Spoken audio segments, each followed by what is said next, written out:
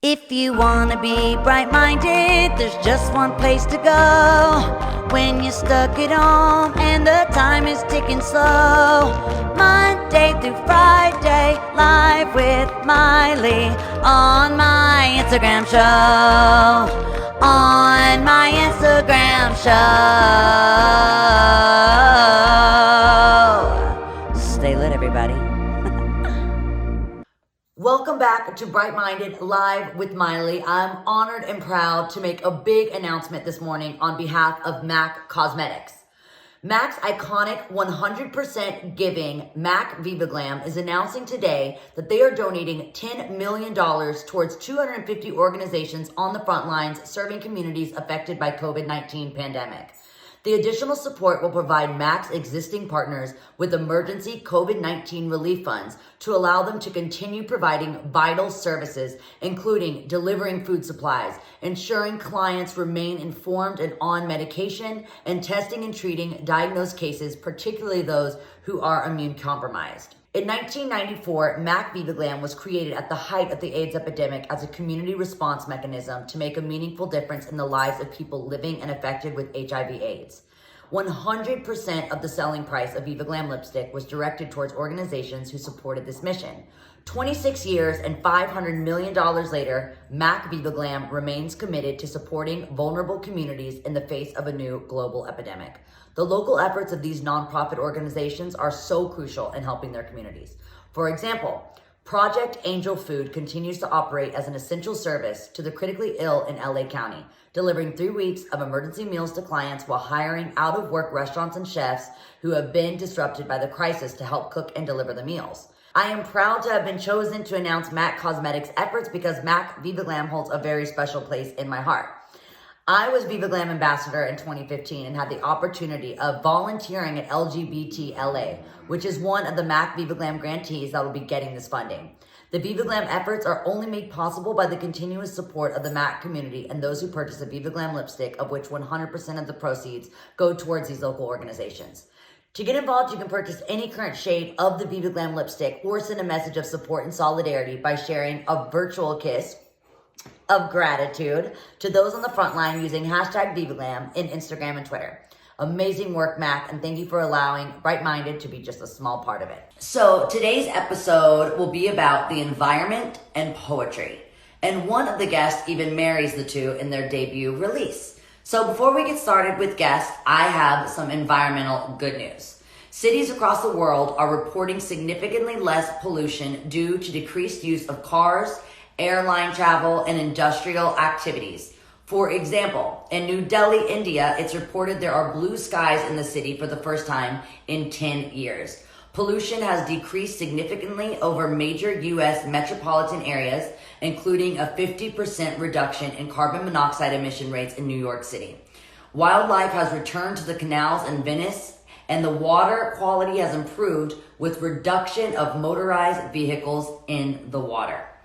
So, beginning Bright Minded will be award-winning author of More Plants, Less Waste, Zero Waste Chef Max LaManna, who gets creative with consuming less. Max will be demonstrating recipes using ingredients that typically are destined for landfill. So let's get started and connect Max.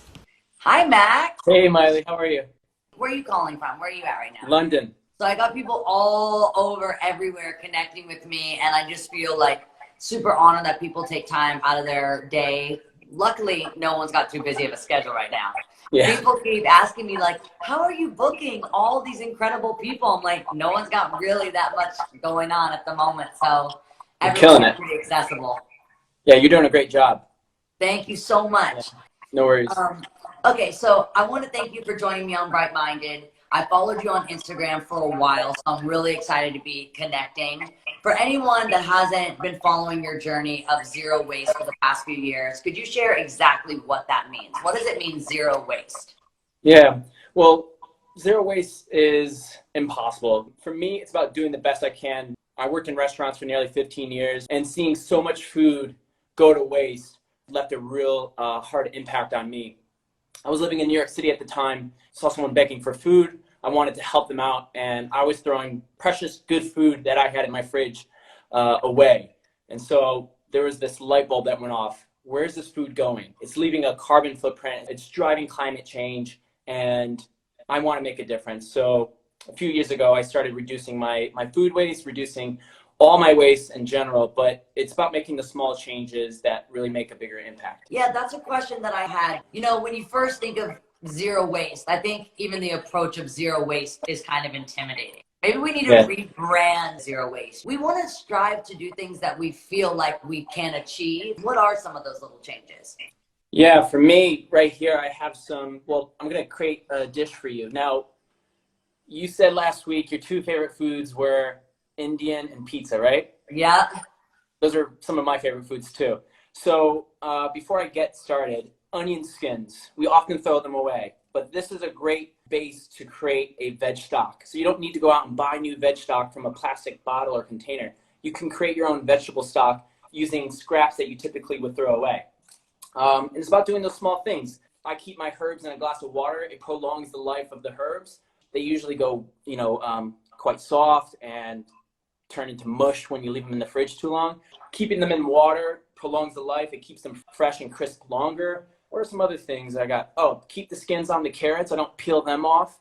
Keep them on. It's really the smallest thing can make a huge difference. We really try to not waste, and we end up making the weirdest concoctions because I don't really have a method to it. Last night I ended up making some Indian food, and it became this I had Indian food, a different little thing of peas and broccolis I had going on. And so I ended up making this kind of mess, which we were down for.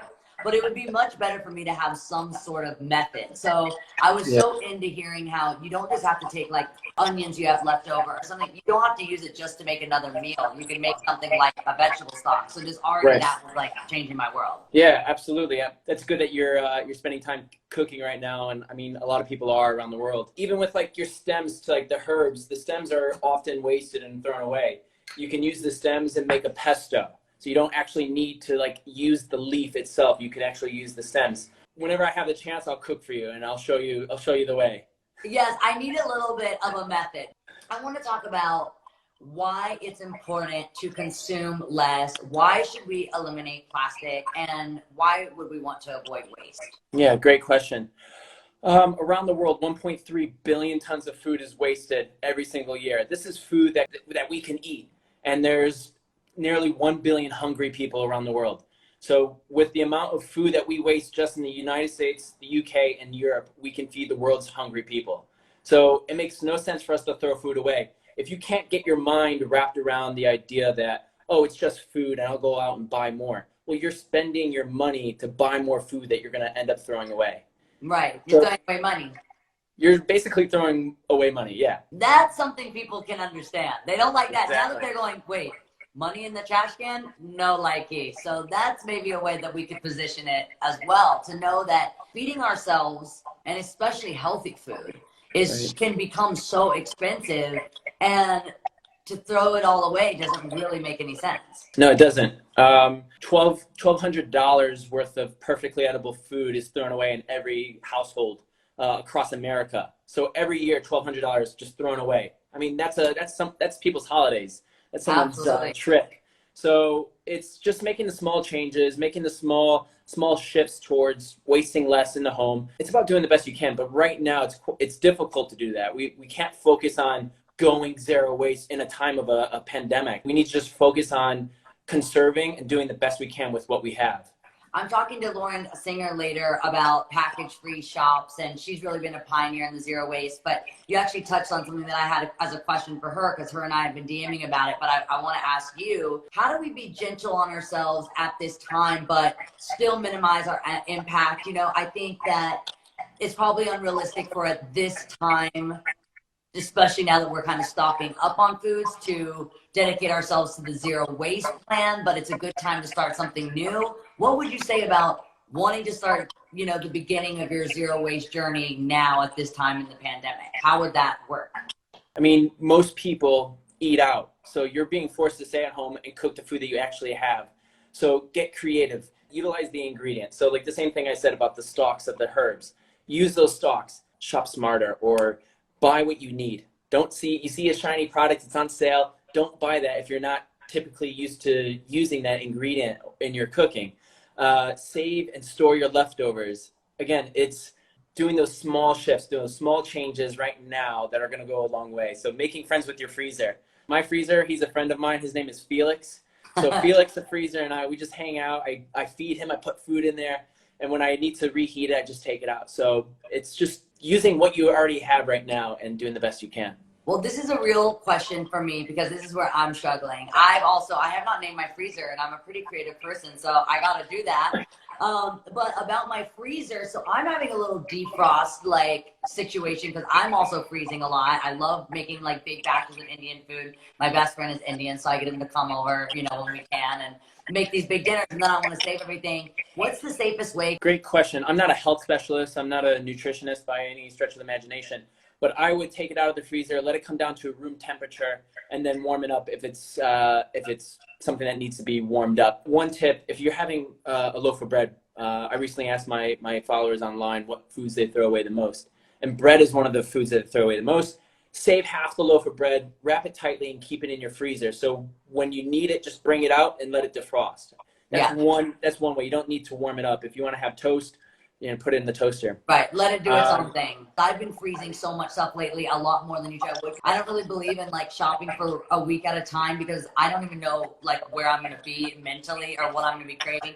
I'm also country, so like towards the end of the week, I start wanting to make like my dumplings, and I'm like kind of rewarding myself for working hard. So where I am with my like nutrition and my diet on a Monday is very different than I can be on a Friday. So I kind of take it a day at a time. I haven't been as close with my freezer as we are now in this like stocking scenario. So this has been my dilemma every single night because I'm like freezing and unfreezing so many things. So I've had a few mistakes, and it's not a time that we want to be wasting. Like you were saying, it's a time to experiment, but we don't want to be experimenting with things that if we're not used to working with these items that we're going to mess it up where it's going to go to waste. Yeah, don't waste your food. Plan out your meals. Buy only what you need. Save your leftovers, and if you have leftover food, donate it to a local charity. There's apps online now that you can send food to those who are in need right now, especially during this time. And have fun cooking. Have fun cooking the food that you have. Be creative, which is something that I took to heart tonight with the recipe. I thought, how do I combine Indian and pizza, your two favorite foods? How do I combine them together without creating any waste? So what'd you come up with? Do you want to see it? Yeah, let's see it. Do you want to go through the process? Or yes, please. Yeah, let's go through the process. Cool. First, I'm gonna heat a pan with coconut oil and chop an onion. I have half of an onion. I'm gonna keep the skin to the side because I'm gonna use that as a stock for later. We're just gonna chop onion, dice it up, and then we're gonna add that with carrots. I've already done this already. I've already prepped everything. So that's gonna go into a pot. You're gonna cook that with seeds. You have garam masala, yum, fennel seeds, coriander seeds, and brown mustard seeds, as well as some turmeric powder. You're gonna cook this on a low heat until it's nice, warm, and roasting. The spices come through, and then you're gonna add some tomato sauce, tomato paste, and then some coconut milk. Now, when it's all done, you can have the curry as it is, but we're making a pizza. Yum. So leftover bread, people are throwing bread away. Millions upon millions of slices of bread are thrown away every single day. Just here in the UK where I am, 25 million slices of bread every single day go to waste. Makes no sense. That's wild. It's wild. So I thought, let's utilize the so good. the bread. And so we have chopped coriander right on top, a squeeze of lime juice. I'm sorry you can't taste this. I know, me too. There's your pizza, your curried chickpea pizza. If people want to see the recipe, I've actually made a recipe video for this on my YouTube. That is awesome because I am definitely going. Oh, I'm so jealous. Back to my frozen doll that I made. But I wanted to ask you, what would you say to someone that thinks that plant-based food can't be as fulfilling, can't be as delicious, that it's also too hard? What would you say about that? Just eat more plants. Focus on putting more plants on your plate. I grew up eating meat all the time, dairy, cheese, and then slowly started shifting into a plant-based diet about 8 years ago, and then fell off, and then came back on about 4 years ago. If it's one meal a day, if it's one day a week, maybe it's 1 week. and get creative. Have fun with vegetables. I agree. Thank you so much. That looks so yum. Next time you're in LA or I'm in London, we definitely got to hang out and we'll make some Indian pizza. Definitely. Thank you, Max. Thanks, Miley. Thank you so much. See you. All right, that looks so good. So now my next guest is Lauren Singer, aka At Trash is for Tossers, which is how I got to know her. She's really a pioneer in the zero waste movement. All of the trash that she has produced over the past 5 years fits inside a 16-ounce mason jar. She is the founder of Package Free Shop and CEO of the Simply Co., an organic vegan laundry detergent. So today, Lauren will share her expertise on zero waste lifestyle. I'm going to connect Lauren. You're such a hero that you do this every day. It's so wild. I'm super honored and happy to have you on the show. I want to start talking about the challenges and setbacks of attempting to live zero waste lifestyle in the midst of COVID-19. You and I were DMing last night about some of the struggles. I think you're in New York. What's changed at this time? What would be challenging about starting a zero waste lifestyle right now? I definitely wouldn't suggest starting to try to live a zero waste lifestyle right now at all. I've definitely had to sacrifice a lot of my values in preparation for COVID, whether it was, buying plastic packaged frozen food at the store or just not having the ability to compost in the right way. But I do think that there are ways that people can start reducing their waste right now, whether it's like trying a new DIY thing, so learning how to make your own toothpaste or learning how to make your own deodorant, or some people that I know are starting to sprout. So there are ways that you can try out new sustainable habits right now, but going zero waste right now I think would be a disservice to yourself. And I think the most important thing that we should all prioritize is just staying inside, staying healthy. I agree. This isn't something that's going to just be an easy lifestyle change. There are so many little wasteful things that we do every day that we don't think about, and right now we kind of have enough stress and anxiety, but like you're saying, there's little things you can do. You have a lot of time to research, so when you do have the time, you'll be more prepared. You'll be able to kind of have your steps. So you can do a lot of research right now. What are ways that you can still be minimal and resourceful at this time, since a lot of us will be dependent on whether it's deliveries or ordering things online, trying to avoid going out into the stores? I know online orders and shipments are one of the biggest issues. How do you minimize that impact? What are creative ways to, recycle or reuse the packaging that we're consuming right now? So something that I'm making sure that I'm doing is separating all of my recycling really well, so that after we're all able to go outside, I'm able to recycle in a way where I know it has the best chance of actually being recycled. Yeah, what is with that? We were talking it's about crazy. that last night. How do you make sure you're recycling when you think you're doing the right thing is actually going to the right places and truly being recycled? I mean, honestly, it's really, really, really hard. And it's totally a fucked up system, actually, because every single city has a completely different recycling system, different color bins, different things that they will or will not recycle. So basically, every city you go to, you have to relearn the rules. And that's one thing, because there's no cross-country cohesion with everything. It's just super hard to know what to do and what not to do. And that's why so little of what's actually recycled actually becomes recycled. So step one is just understanding what in your city that you live in is actually getting recycled or can be recycled. Okay, so it's all kind of based on location. Okay. So for someone Which I guess doesn't help at all. Yeah, for someone that tours for a living, I'm I wake up in a different state. I don't even know where I am half the time. Yeah, I know. So for me, one of the best things to do is just try to prevent anything that needs to be recycled in the first place. So always having reusables as much as possible. So a reusable water bottle. I always bring these stainless steel containers around with me for food. Composting is super amazing. And so I try to do that as much as possible. But trying to control waste where I can. I mean, ultimately, if you're traveling all the time, it's going to be really hard to reduce waste. So I try to focus on the things that are my little easy wins that I can do wherever I am. And so that's having control over the toiletries that I bring, the single-use plastic that I'm using or not using. Right. That sounds like good little steps, especially for me, because it's really, really hard when I travel, especially if you're not trying to check bags, and so you want to bring smaller items, so then you have to get the minis, and what are some baby steps to reduce waste for the beginners? Because it feels like we're taught to consume from the earliest stages of our life. Yep. It just seems like from the beginning of our life, we're encouraged to consume. So what are some baby steps?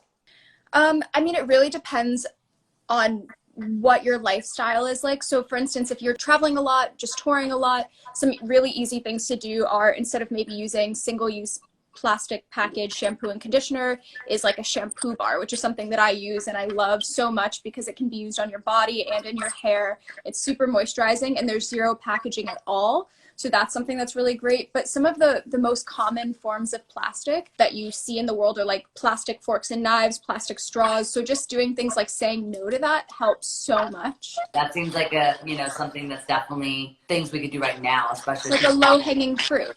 Yeah, that sounds good. I was going to say that zero waste lifestyle can seem really overwhelming, but looking at images of our oceans filled with plastic, that's really overwhelming. So I don't think anyone wants to intentionally hurt the planet. It just seems like, zero waste is something that just kind of seems outlandish. So what are some, just before we sign off, like words of encouragement to a beginner? Yeah, I mean, for me, I'm a big believer that it's not important or healthy to focus on what you're not doing. It's really important to focus on what you are doing. So I really believe that every positive step when it comes to reducing your waste is positive. So whether you're doing a tiny thing like recycling something properly or saying no to a plastic straw, that's a huge positive impact. So no matter how big or how small your choices are to live more sustainably or reduce your waste, they're making a difference. So I always like to celebrate the little wins.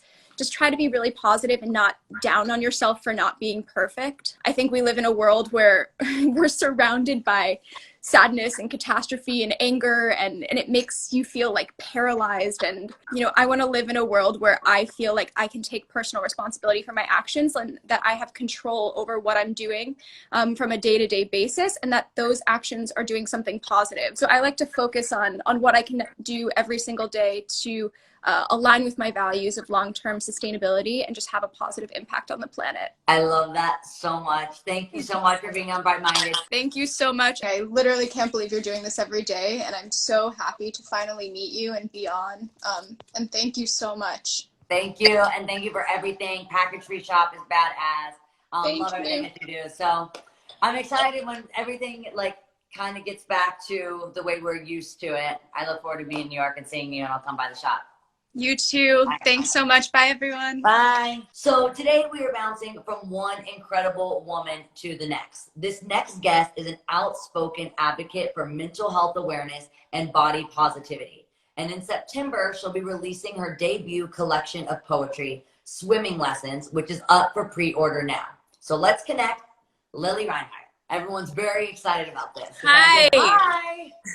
So I wanted to talk to you about your poetry book, Swimming Lessons, that's up for pre-order and it's coming out later this year. It's a while away, but I know how I feel when I'm about to drop an album or a film release. Like, I just get crazy butterflies. Are you nervous at all? Like, you're kind of publicly just giving the world your diary. Yeah, kind of. I mean, I think it's definitely nerve-wracking, and it's nerve-wracking to read them out loud because it is such a vulnerable thing. And I mean, I have like this is my journal right here, but I write most of my poems in the notes on my phone. Actually, I wanted to release something that I had pure creative control over, and that's where that came from. Yeah. I just kind of felt a little creatively stuck where I was at, and I was like, I have books of poems and essays and thoughts just kind of sitting around in all these notebooks that I have, so maybe I should just compile them and share them with the world. So I use my notes on my phone for everything also. I know.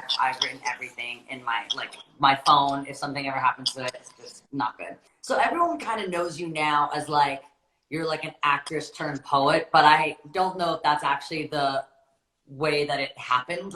How long were you writing poetry for before you decided to share? Is that something that you've been doing way before you considered acting, or how did you become both of these things? I think, and it's weird to even call myself a poet. I mean, I kind of look at my poems as a little bit more of just a free flowing sort of consciousness. It's not even really, it's not like it's rhyming. I don't know. I feel like the term poetry is so broad today, but that's what makes it so so beautiful. And, you know, so many people are coming out with books of just sort of like essays and commentary that they have about their own life. And that's almost what I think of this a little bit more. I mean, I do think of them as poems, but in a way it's sort of just like thoughts and observations. And but yeah, I mean, I was always an actor. I was always acting, and I think I started writing a lot a couple years ago, like 5 years ago, when I started experiencing love for the first time, and, you know, being in love, and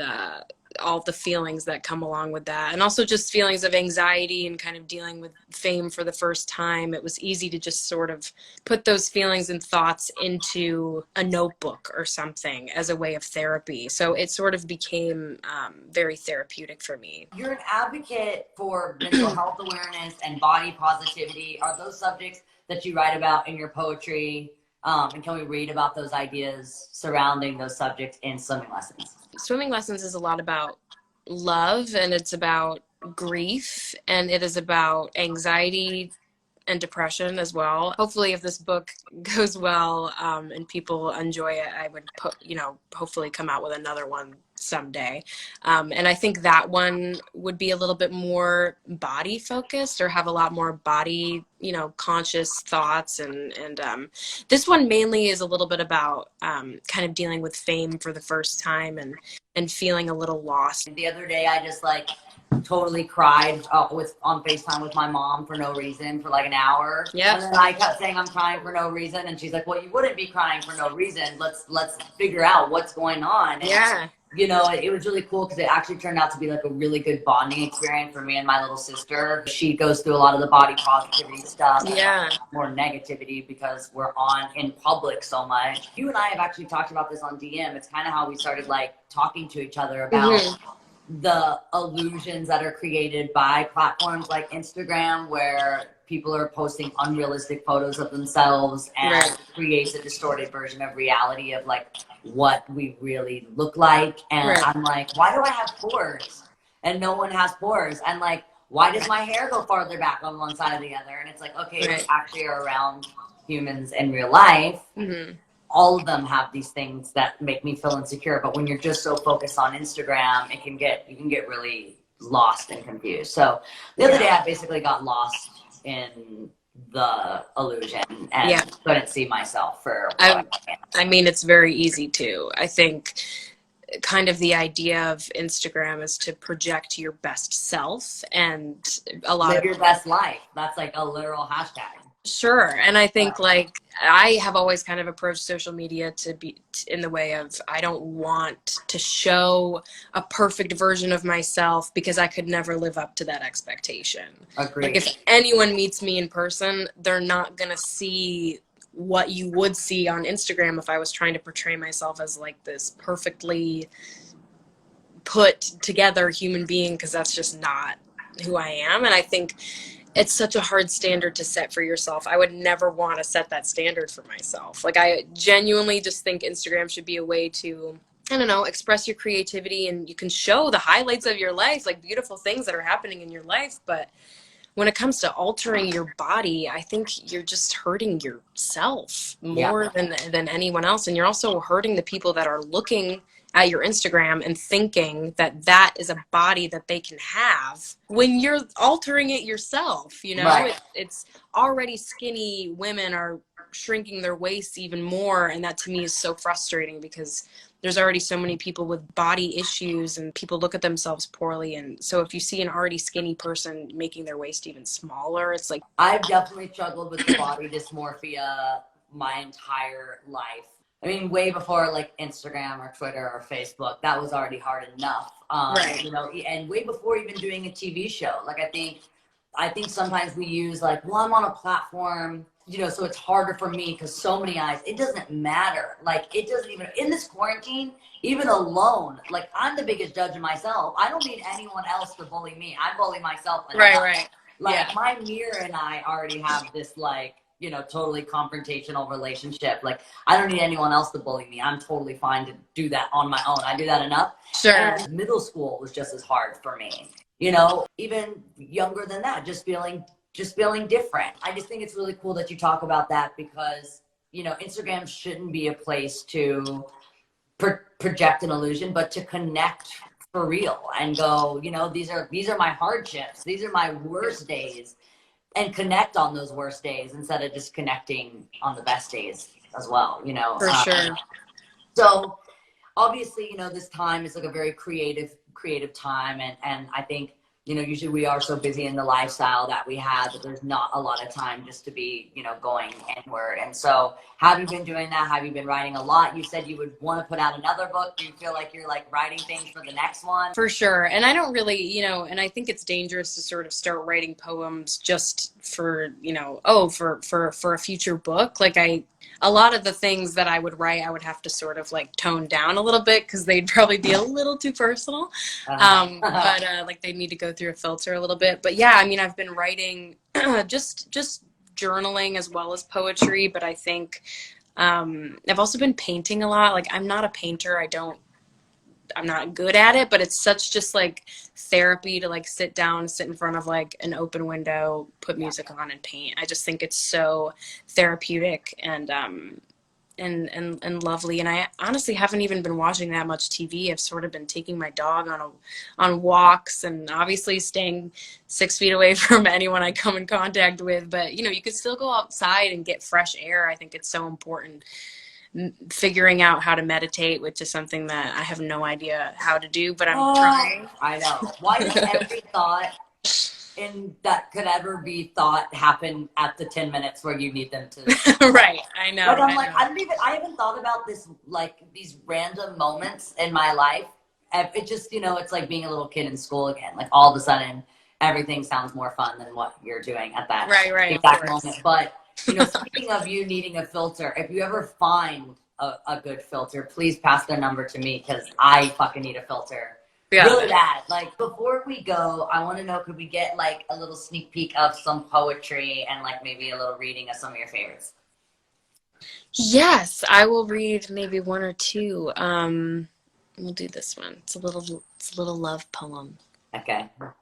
I need to soften up. I'm not very good with my emotions sometimes, so poetry is really good for me to read about love to like soften up a little bit. Aw, that's cute. No, I think poems make your heart melt. That's yeah. I need to melt a little. Okay. Well, this is one. It says, "My heart feels heavy today, but not because of sorrow. It feels full or swollen. It's like I've discovered a new compartment inside myself with all this room left to fill, and I'm filling it easily with you. I feel you latching onto a piece of myself that will only continue to grow as I grow. You are engraved in me, settling comfortably into my empty spaces." I love. Thanks. Yeah. It's a little lovey one. It's so cute. I need more in my life. You said you have like one or two, so maybe one more. Okay. Okay, another lovey one, I guess. Okay. We use people, whether we want to admit it or not. We use people for moments or months or years. It's a selfish thing we do. Telling someone we'll love them forever until that forever ends after however long. You couldn't have fathomed an end when you were with them, and now you can't imagine a world in which they're still here. Our forevers are so fleeting, they almost mean nothing. So I stopped saying it. It's enough to say I love you and have it end there. I won't spoil already perfect words with a timestamp, because even forever has an expiration date. No always, no forever, just now. I really connect with that one. I really love it. I'm so excited about your book. So it's up for pre-order right now, Swimming Lessons. It's out later in the year. And I look forward to this book and your next book and your next book and all the other incredible things. Thanks, girl. I appreciate it. Thanks for having me. Thanks for being on the show. I'll talk to you soon. Okay, bye. Bye. Well, she is just the fucking coolest. That was so cool. Okay, so now for my final guest, UNDP Ocean Advocate, surfer, swimmer, guitarist, artist, writer, and now a published poet. This dude is starting to sound really dreamy. His poetry book, Prince Neptune, is available for pre-order and will be released this coming Tuesday, April 7th, along with the audiobook. So freaking cute. It's time to connect my best friend, my boyfriend, Prince Neptune, Cody Simpson. It's your baby! Hey, baby! Ow! Oh, my 2 babies! He's going nuts! Okay, go away. Oh! Hi, babe. Hi. Okay. Welcome to Bright Minded. Pretty sure you're aware of the show. Oh, very. Okay. So, babe, thank you for being on Bright Minded. One of the things that I really dig about you is how passionate you are about so many things, and you connect them all. So you've been working with the UN for about 3 years, advocating for ocean conservation, plastic use reduction, and then turned your attention to Australian bushfire relief, working with WWF. Environmentalism is a huge focus in your life. How is it reflected in your artistry, songwriting, and now your poetry? Yeah, it's a topic and a theme I've always tried to weave into my work.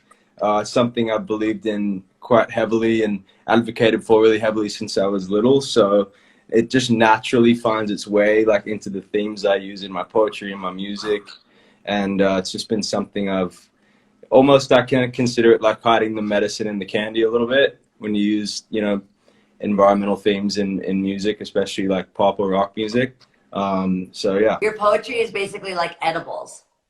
Exactly. Yeah. Yeah. Okay, so when did you first start writing poetry, and why is it now the time to share? How would an undiscovered artist or a poet get published? Like, what's this journey like? I first started writing when I was about 8. Okay, hold on. Look at this. Can you see? Look, they're going insane. Oh my God. You guys! Bean! Cody's Yeah. trying to do his interview. Okay, hold on.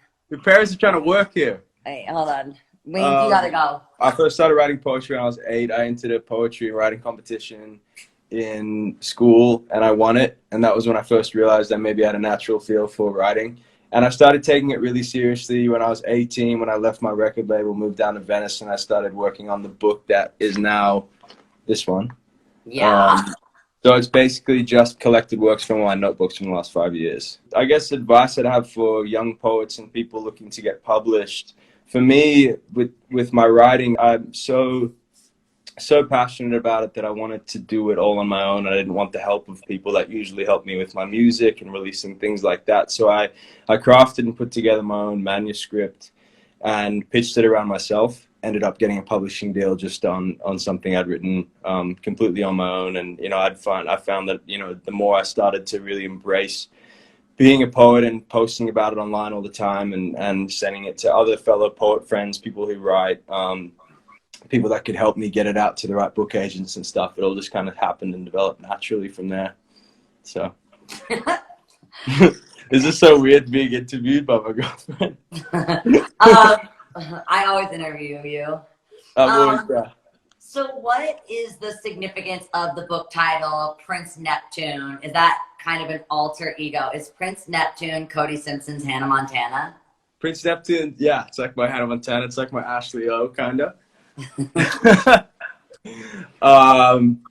It started when I developed a real interest in like Greek and Roman mythology, especially the Poseidon Neptune character. Just being such a lover of the sea, I gravitated towards that character quite a lot, and I thought it would be an interesting perspective to write from. Like I started writing from almost a place of being out of my body and saying things I wouldn't usually have to be comfortable enough or have the ability to say if I was just writing from, you know, it's almost like putting on a mask in a way.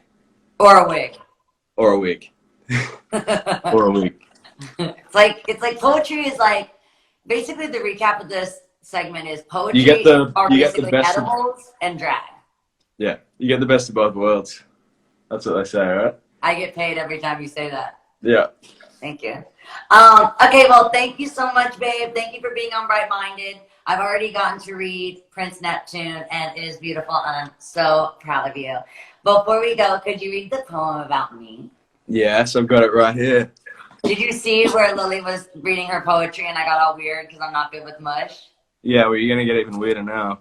Guys, so basically I've got one of the poems in this book is about Miley. I'm going to read it for you right now.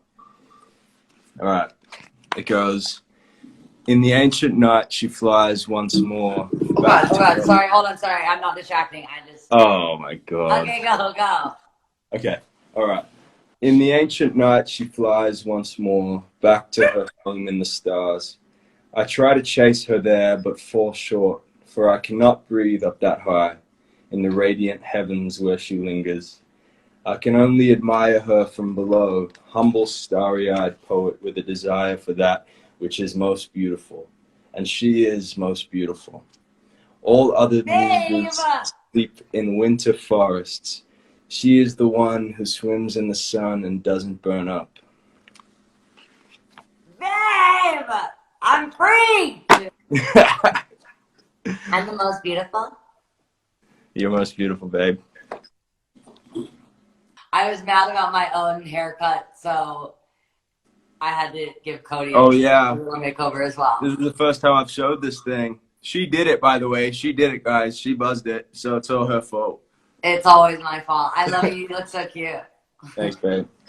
All right, well, I'm really excited for your book. It comes out on Tuesday, April 7th. April 7th. So Go grab we're it. going to get the audiobook also, since I know it's a little bit tough to get out to stores right now. There's Yeah, like digital downloads you can order online, and you can just listen to his so I recorded me reading the whole thing, and the audiobook comes out on the same day as well. So for everybody that can't get out to stores and is stuck in their homes right now, I wanted to do that for them so that people could have it in their headphones as well. I feel like you're whispering it into their ear like you do me every single night. Exactly. Bringing that experience to all the fans. I love you. Love you, babe. All right, I'll see you there. Yeah. See you when I see ya. All right. That was a great episode of Bright Minded. Make sure you tune in tomorrow. I love you guys so much. Thank you for giving me this incredible outlet to shine light on badass people and companies doing amazing things. What? Yeah. Surprise! The first guest I've ever had on my couch.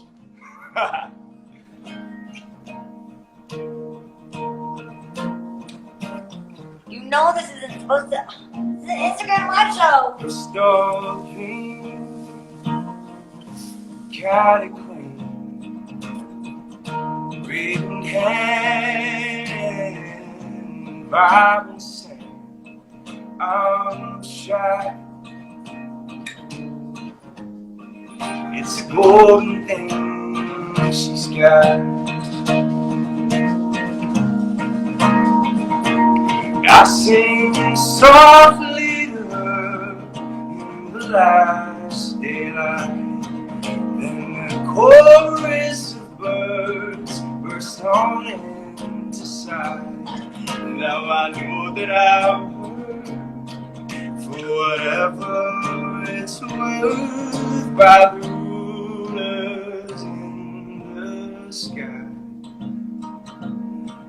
They cry. Deep blue jeans, movie screens, taking flight, flashing lights, I'm high. It's a golden thing we've got. Yay! Cutest. Before we sign off, we love this song by Daniel Johnston, and it's called True Love Will Find You in the End. Yeah. And we thought that it's a very timely song and would bring a lot of hope in this devastating time of crisis. So I love finding a song that really like resonates with the moment, and I think True Love, yeah, True Love does find us in the end. So we're gonna sing this song for you guys. 1, 2, 3, 4. True love will find you in the end. You will find out just who is your friend. Don't be sad, I know you will. But don't give up until true love will find you in the end. This is a promise with a catch. Only if you're looking can it find you. Because true love is searching too. But how can it recognize you unless you step out into the light, the light? Don't be sad, I know you will. Don't give up until true love will find you in the end. Hey. True love will find you guys in the end. All right. We even made a cute little video to it like a couple of months ago, way before any of this panic and fear and anxiety, and now it just felt like it's super timely. So wait for something special to come out today, maybe. Yeah, we might post a little video, but we did it a couple of months ago, and it just feels like right now would be a really nice time to connect and share through music, because that's how we connect to each other a lot of the time. Yeah. Okay, so speaking of connecting through music, we've got one more little surprise. Cody's got a guitar change. Original production, a song written by us. Yeah, this is an original production. Cody, Prince Neptune. Production. Beat it, my guy. Sorry. Okay, so we've got a little song for you guys. He really just wants to sing the blues. I really just want to shred for you guys. Original production, this is the latest. He's a little more Hendrix and I'm a little more RuPaul, and together, we are this is what we came up with. Hey!